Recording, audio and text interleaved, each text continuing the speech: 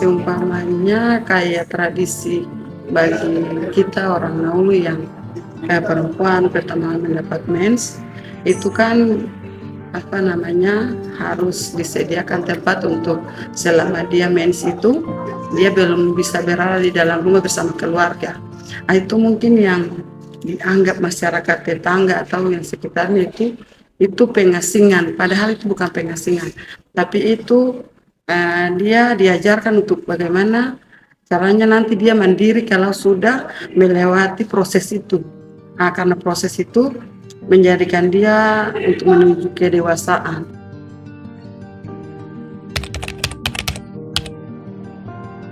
Kalau media juga ada mungkin karena sumber yang mereka terima juga tidak langsung dari kami yang merasakan begitu.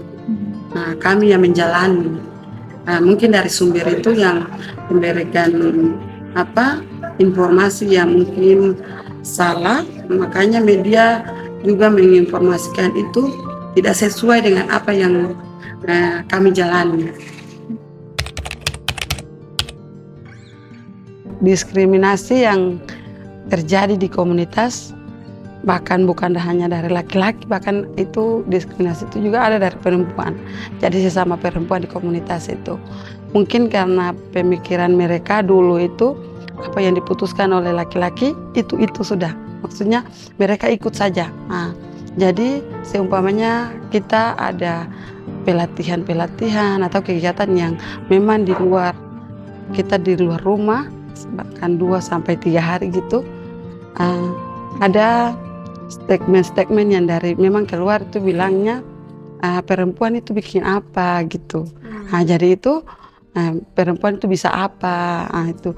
Tapi kalau bagi saya statement yang kayak begitu membuat kita itu mau membuktikan bahwa kita juga perempuan bisa gitu. Mungkin dari situ itu untuk sesama perempuannya. Kalau untuk yang sering kita dapati yang diskriminasi itu mungkin yang dari laki-laki itu biasanya itu di komunitas itu mereka sebutnya yang bisa berjuang kayak di peperangan itu kapitannya itu cuma laki-laki bukan perempuan. Itu yang membuat kita yang perempuan yang sudah istilahnya kita belajar untuk pengembangan diri, untuk lebih memperjuangkan hak itu hanya membuat kita kayak drop sementara gitu. Oh ternyata yang kita lakukan, kita perjuangkan selama ini dipandangnya kayak begini. Kaum perempuan di dalam negeri kami memang sering terjadi. Misalnya anak-anak muda, misalnya begitu mereka dihamili terus tidak bertanggung jawab, si prianya begitu, terus diurusnya lewat adat, karena kita negeri adat diurus. Tapi terkadang masalah itu tidak tuntas, jadi seakan-akan kayak gimana dibiarkan saja begitu. Jadi akibatnya yang mengalami itu kan wanitanya, kasihan. Jadi terpaksa dia harus sendiri, terpaksa dia harus misalnya sudah punya bayi, orang tuanya yang urus. Dipukul karena memang suaminya itu kan mabuk. Kalau mabuk pulang, ya istrinya jadi korban. Banyak korban. Ada yang sampai pergi tinggalkan rumah tangga karena mungkin tidak tahan dengan perlakuan atau diskriminasi. Jadi memang terkadang itu hal-hal itu sudah menjadi satu kebiasaan. Jadi terkadang orang pukul dia punya istri, ada yang pergi misalnya melerai, pele itu, bilang jangan. Ada juga yang biar saja. Jadi memang hal itu waktu terjadi konflik itu juga yang rasakan paling menderita tuh kaum perempuan, karena sakitnya tuh kaum perempuan karena saya sendiri mengalami waktu masalah itu kan saya sementara hamil. Jadi bawa anak, bawa pakaian, terus berembing itu tinting itu pakaian, bawa anak-anak jalan, naik ke hutan-hutan. Ya, jadi kita alami itu. Jadi memang untuk masalah itu kan kalau kita ya sering kita bilang jangan sampai terjadi, jangan, maksudnya tidak boleh terulang lagi karena memang sakit ya.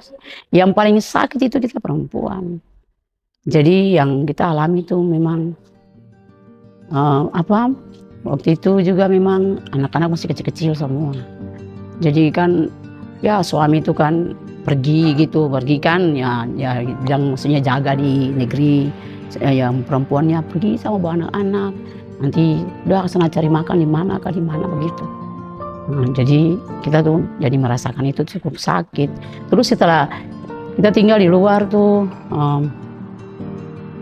sekitar ada yang sampai ada 6 tahun. Cuman ya itu satu masalahnya yang menjadi keresahan sampai sekarang tuh karena kita punya lahannya itu kan sudah diambil semua. Diambil termasuk saya punya juga, sendiri punya lahan. Itu di dalamnya itu sebelum waktu pergi itu ada tanam kelapa, ada tanam coklat. Nah, ada yang punya cengkeh, tapi sudah diambil semua. Jadi waktu kami kembali kan begitu juga batas negeri juga ambil semua. Padahal kalau mau dibilang kita tuh negeri Noniali itu kan kita punya daerah wilayah tuh luas. Karena memang kita kan dari awalnya kita di sana, yang pertama. Waktu kita sekolah itu kalau bilang naulu itu kayak di sekolah itu teman-teman itu kayak menjauhi kita. Nah itu mungkin karena ada stigma-stigma yang memang ditujukan langsung kepada suku kami bahwa itu suku yang yang jahat, yang ini. Jadi dari situ akan berdampaknya bukan hanya kepada masyarakat tapi yang kita sehari-hari di sekolah atau di tempat-tempat umum itu pas mereka tahu bahwa kami ini dari suku Ngolu itu kayak mereka kaget begitu, oh ini ada orang Ngolu begitu, kayak memang ada di pemikiran mereka itu kan orang Ngolu itu jahat, terbelakang apa begitu. Kalau pendidikan, nah itu anak-anak kami yang belajar di sekolah-sekolah baik itu sekolah dasar bahkan sampai di SMA perguruan tinggi itu kendalanya itu cuma di nilai agama itu aja.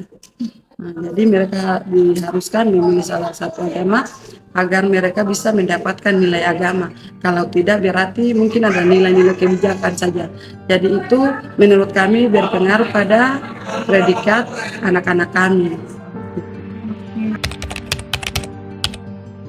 Semenjak kita gabung bersama organisasi Aman, terus ada organisasi sayapnya itu Perempuan Aman.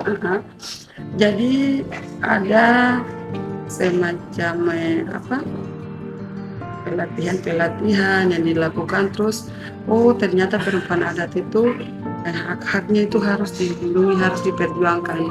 Dari situ kalau kita mengikuti kegiatan-kegiatan balik lagi ke kampung itu sesama perempuan itu kita saling diskusi lah. Nah, ternyata hak kita itu yang harus diperjuangkan itu banyak.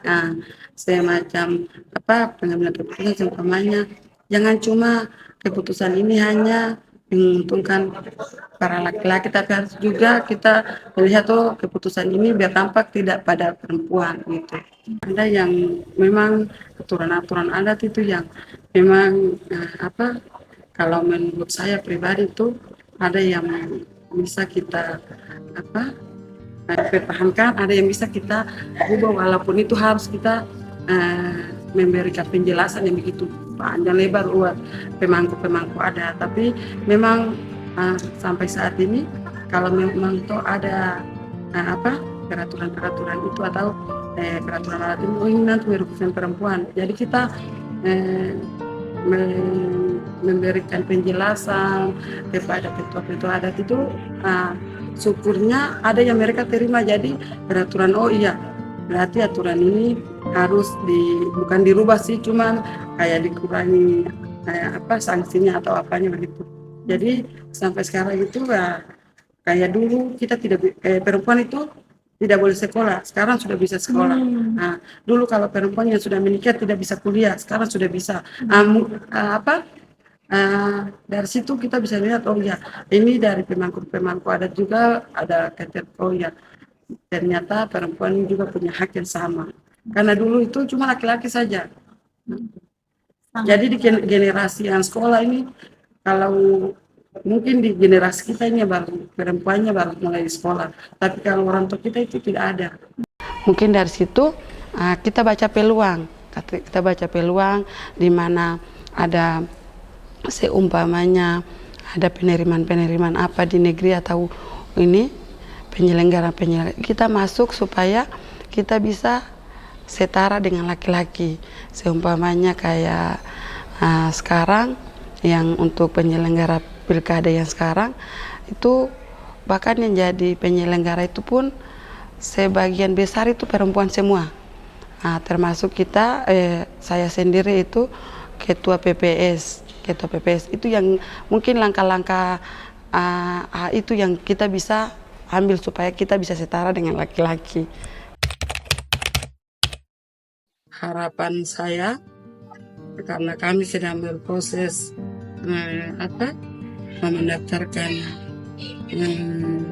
kepercayaan kami, harapannya ya kalau sudah didaftarkan ada sosialisasi sampai ke paling tingkat bawah bahwa di kabupaten ini juga ada penghayat kepercayaan, supaya anak-anak kami yang di sekolah-sekolah bahkan di kampus-kampus itu pas mereka bilang agama saya penghayat kepercayaan, tidak merasa minder terhadap teman-teman yang agama lain. Kalau harapan saya dengan adanya ini sudah ikut konferensi ini, nanti kalau saya kembali di negeri, misalnya ada rapat-rapat negeri, nanti saya akan usul supaya buat satu keputusan gitu, supaya misalnya perempuan yang selalu kena tindakan kekerasan dari suami itu harus ditindak, ya. Jangan dulu untuk ke pemerintah, misalnya di kepolisian, tapi diurusnya di desa dulu.